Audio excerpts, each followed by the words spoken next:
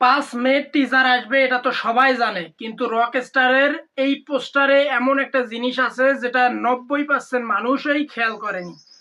এই যে গিটার হাতে লুক গাড়ির ওপরে এভাবে কেন পড়লেন, আর পুরো রেড ডার্ক টন, এগুলো শুধু স্টাইল না, এগুলো হিন্ট। সবাই ভাবছে রকস্টার শুধু একটা মিউজিক সিনেমা, কিন্তু সত্যটা এর চেয়েও অনেক বেশি ডার্ক।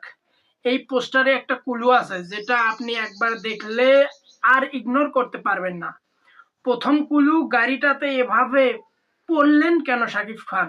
এটা র্যান্ডম স্ক্যান না, এটা হয়তো স্টোরি এর টার্নিং পয়েন্ট। অনেকে বলছে এই রকস্টার ক্যারেক্টার হয়তো একজন রেবেল যার পাস্ট খুব ডার্ক, কিন্তু সবচেয়ে বড় টুইস্ট এখনো বাকি, যেটা কেউ বুঝতেই পারেনি।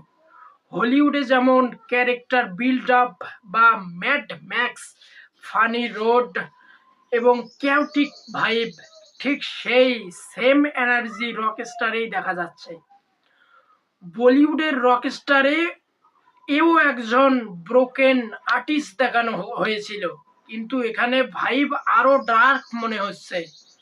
এখন প্রশ্ন, এই সিনেমা কি ঢালিউডের গেম চেঞ্জ করবে, নাকি শুধু হাইপ?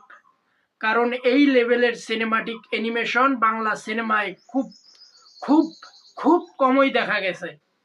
আর একটা ডিটেইলস, এই পুরো রেড টন একটা সিম্বল হতে পারে, বা ডেঞ্জার রিভেঞ্জ হতে পারে।